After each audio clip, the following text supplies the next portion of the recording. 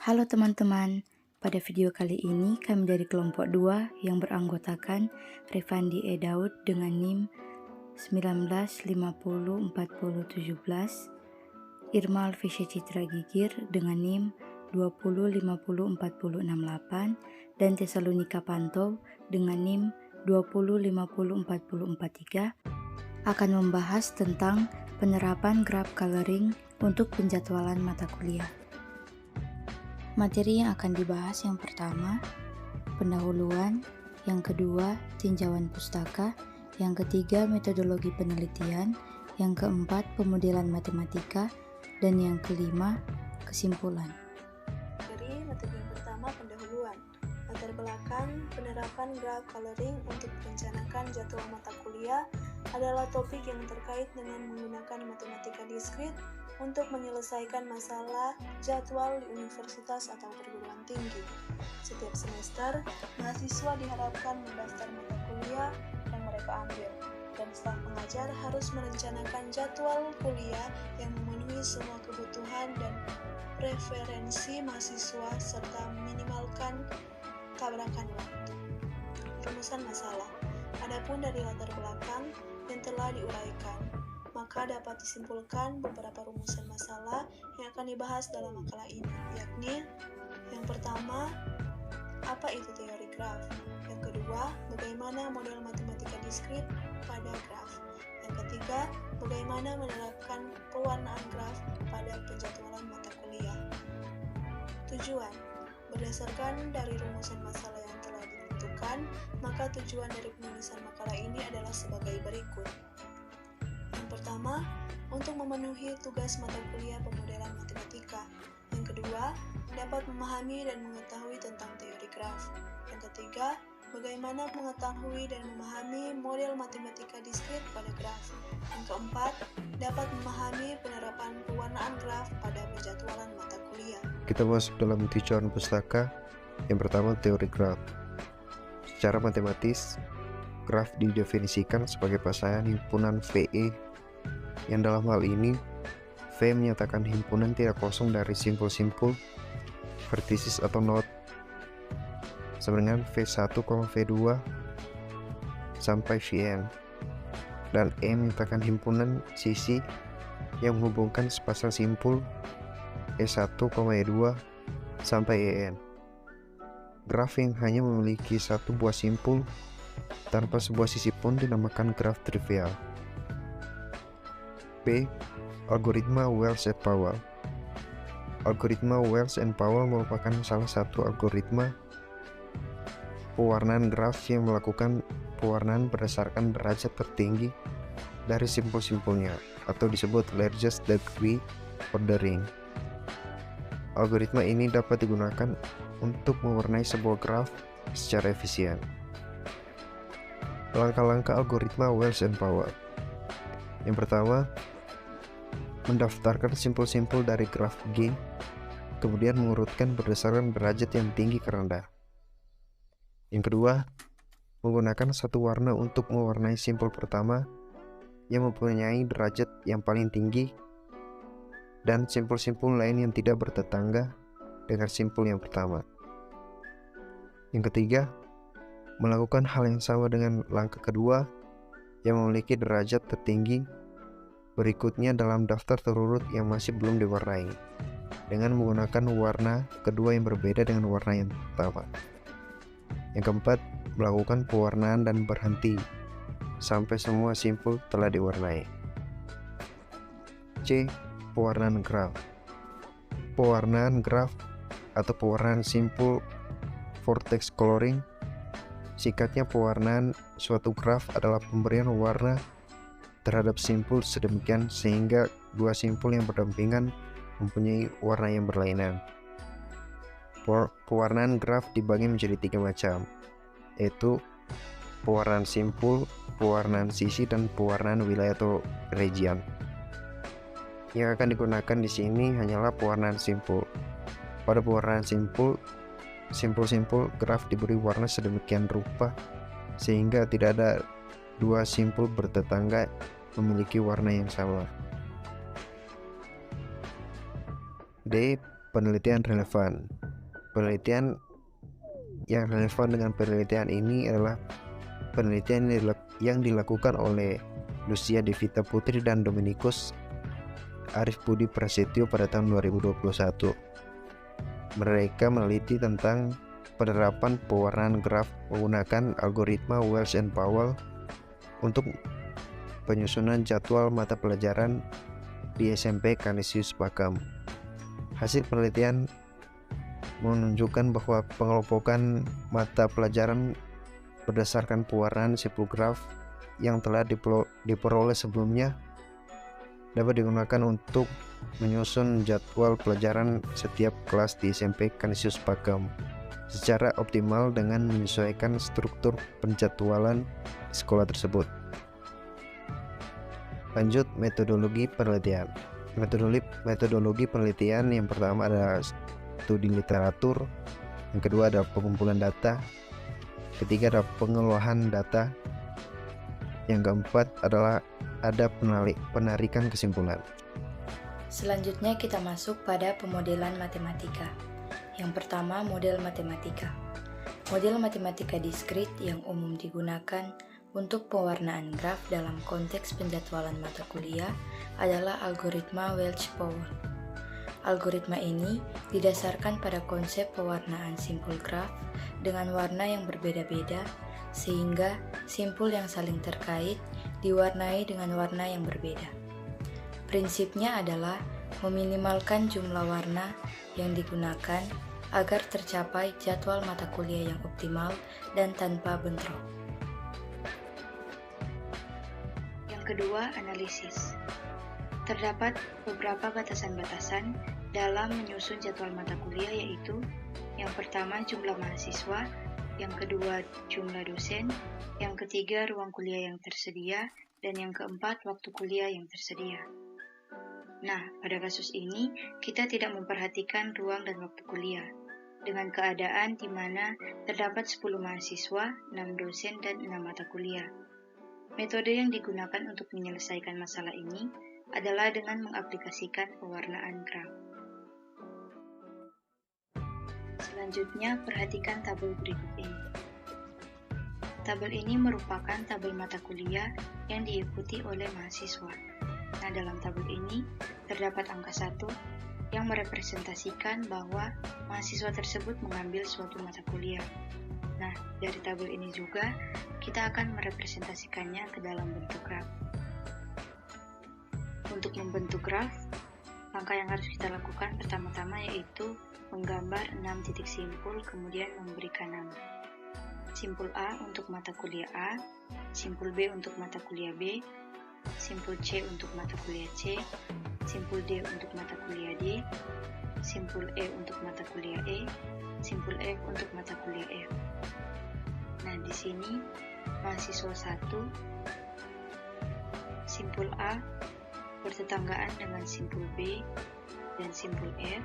Kemudian mahasiswa kedua, simpul A bertetanggaan dengan simpul D dan simpul F. Kemudian mahasiswa yang ketiga, simpul A bertetanggaan dengan simpul C dan simpul F. Kemudian mahasiswa yang keempat, simpul B bertetanggaan dengan simpul D. Selanjutnya, mahasiswa yang kelima, simpul C bertetanggaan dengan simpul E. Selanjutnya, mahasiswa keenam, simpul A bertetanggaan dengan simpul C dan simpul E. Selanjutnya, mahasiswa ketujuh, simpul B bertetanggaan dengan simpul D dan simpul F. Selanjutnya, mahasiswa ke-8, simpul A bertetanggaan dengan simpul C. Mahasiswa ke-9, simpul D bertetanggaan dengan simpul E.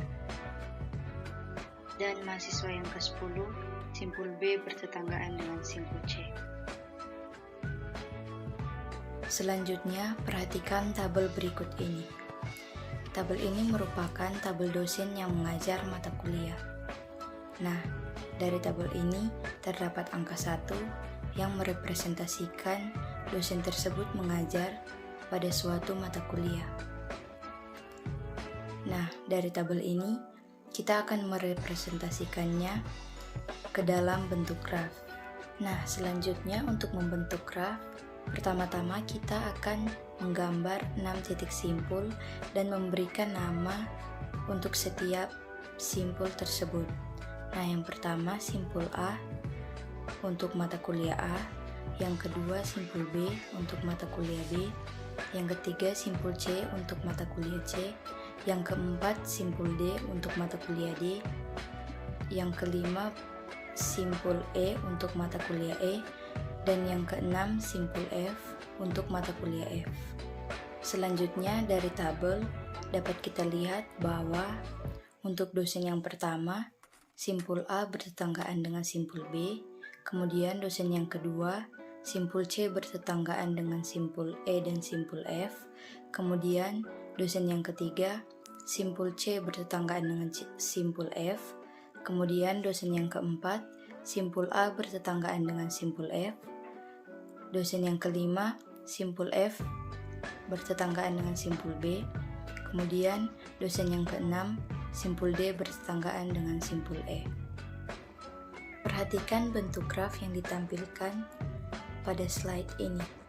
Nah, bentuk graf ini merupakan bentuk graf mata kuliah yang diikuti oleh mahasiswa. Nah, dari graf ini kita akan membuat tabel simpul yang bertetanggaan dari graf mahasiswa. Dari graf tersebut dapat kita lihat bahwa simpul A bertetanggaan dengan simpul B, simpul C, simpul D, simpul E, dan simpul F. Kemudian simpul B bertetanggaan dengan simpul A, simpul C, dan simpul F. Selanjutnya simpul C bertetanggaan dengan simpul A, simpul B, dan simpul E. Kemudian simpul D bertetanggaan dengan simpul A, simpul B, dan simpul E. Kemudian simpul E bertetanggaan dengan simpul A, simpul C, dan simpul D. Dan yang terakhir, simpul F bertetanggaan dengan simpul A dan simpul B. Selanjutnya, kita juga akan membuat tabel simpul yang bertetanggaan dari graf dosen. Nah, dari graf tersebut dapat kita lihat bahwa simpul A bertetanggaan dengan simpul B dan simpul F, kemudian simpul B bertetanggaan dengan simpul A dan simpul F, simpul C bertetanggaan dengan simpul E dan simpul F, kemudian simpul D bertetanggaan dengan simpul E bertetanggaan dengan simpul C dan simpul D, dan simpul F bertetanggaan dengan simpul A, simpul B, dan simpul C. Kita masuk pada pewarnaan simpul. Pewarnaan simpul menggunakan algoritma Welch dan Powell, yaitu mengurutkan semua simpul berdasarkan urutan derajat terbesar ke derajat terkecil, kemudian memberikan warna pada simpul-simpul tersebut. Nah, perhatikan graf yang ada pada slide. Graf ini merupakan graf pengambilan mata kuliah oleh mahasiswa. Dari graf ini, urutan derajat dari derajat terbesar ke derajat terkecil adalah urutan pertama, simpul A dengan derajatnya 5, urutan kedua simpul B derajatnya 4, urutan ketiga simpul C derajatnya 3, urutan keempat simpul E derajatnya 3, urutan kelima simpul D derajatnya 3, dan urutan keenam simpul F derajatnya 2. Kemudian, kita akan memberikan warna pada simpul-simpul tersebut. Langkah yang pertama yaitu kita pilih simpul dengan derajat tertinggi. Nah, simpul dengan derajat tertinggi adalah simpul A, sehingga kita beri warna, misalnya warna biru. Kemudian, kita lihat apakah terdapat simpul lain yang tidak bertetanggaan dengan simpul A. Karena tidak ada simpul yang tidak bertetanggaan dengan simpul A, maka kita akan lanjutkan ke iterasi awal, yaitu menentukan derajat tertinggi untuk menjadi SUW atau simpul utama warna selanjutnya. Di antara simpul B, simpul C, simpul D, simpul E, dan simpul F, simpul yang memiliki derajat tertinggi adalah simpul B. Nah, untuk simpul B ini kita akan memberikannya dengan warna merah. Karena simpul E tidak bertetanggaan dengan simpul B, maka kita akan memberikan warna merah juga pada simpul E. Selanjutnya, karena sudah tidak ada lagi simpul yang tidak bertetanggaan dengan simpul B, maka kita akan melanjutkannya untuk menentukan derajat tertinggi yang akan menjadi SUW selanjutnya. Di antara simpul C, simpul D, dan simpul F, simpul yang memiliki derajat tertinggi adalah simpul C dan simpul D. Kemudian, kita pilih salah satu simpul antara kedua simpul tersebut. Di sini, kita memilih simpul C untuk menjadi SUW yang baru dan memberikan warna yaitu warna kuning. Kita lihat di sini, terdapat simpul D dan simpul F yang tidak bertetanggaan dengan simpul C, maka kita juga akan memberikan warna kuning pada simpul D dan simpul F tersebut. Selanjutnya, dari pewarnaan simpul tersebut, dapat disimpulkan bahwa bilangan kromatiknya adalah 3, sehingga jadwal harus dilaksanakan minimum di 3 waktu yang berbeda agar tidak terjadi tabrakan antar mata kuliah.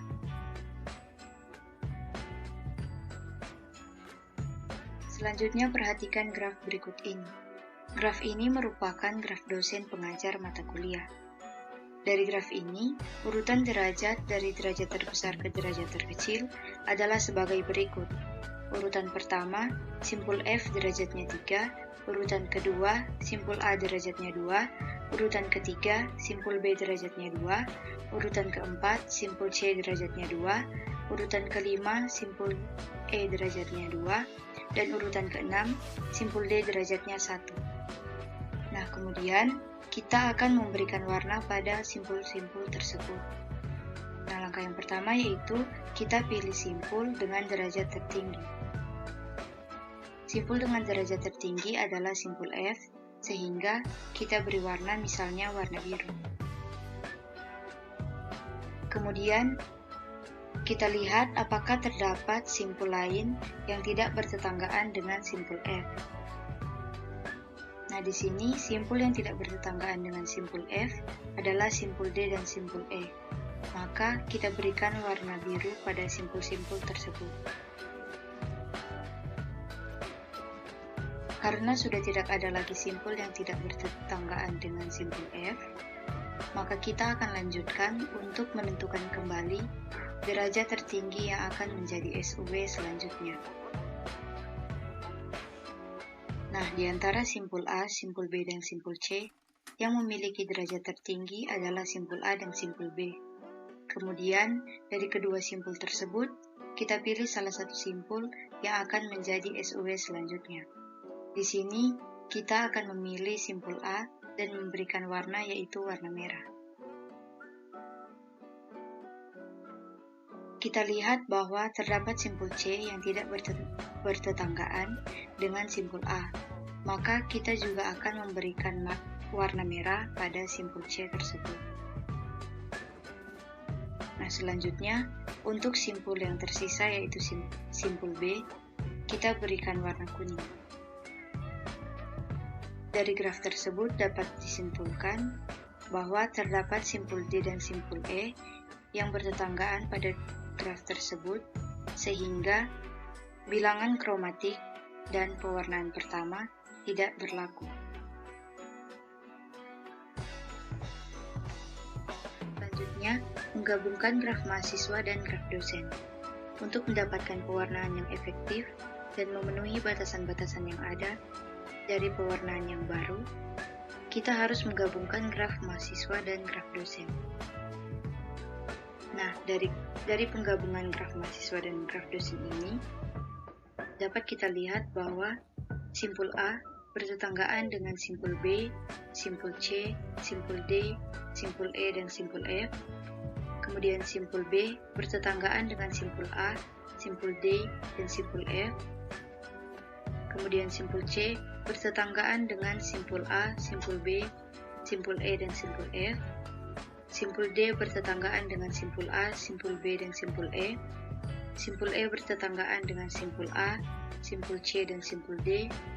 Simpul F bertetanggaan dengan simpul A, simpul B, dan simpul C. Masuk pada pewarnaan graf gabungan. Perhatikan graf yang ada pada slide ini.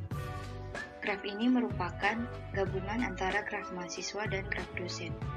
Dari graf ini, urutan derajat dari derajat terbesar ke derajat terkecil adalah sebagai berikut.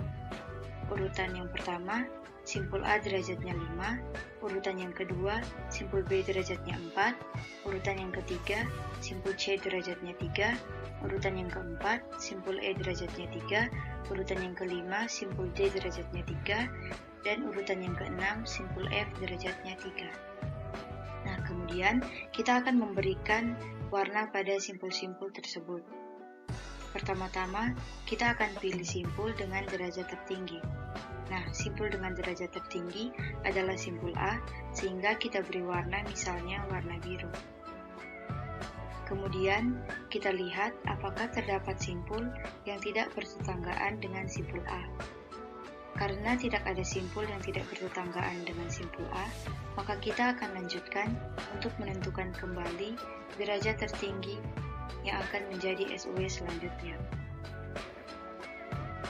Nah, di antara simpul B, simpul C, simpul D, simpul E, dan simpul F, simpul yang memiliki derajat tertinggi adalah simpul B. Kemudian, kita beri warna misalnya warna merah. Karena simpul E tidak bertetanggaan dengan simpul B, maka kita akan memberikan warna merah juga pada simpul E.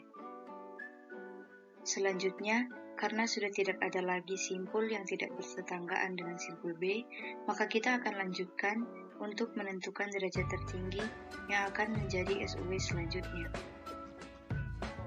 Nah, untuk simpul C, simpul D, dan simpul F, ketiga simpul tersebut memiliki derajat yang sama, sehingga dari ketiga simpul tersebut, kita pilih salah satu simpul. Di sini kita akan memilih simpul D. Kemudian, kita berikan warna misalnya warna kuning. Karena simpul C dan simpul F tidak bertetanggaan dengan simpul D, maka kita akan memberikan warna kuning juga pada simpul C dan simpul F tersebut. Nah, dari pewarnaan graf gabungan, diperoleh bahwa minimal terdapat 3 slot waktu yang berbeda untuk menyusun jadwal mata kuliah tersebut, sehingga tidak terjadi tabrakan antar mata kuliah.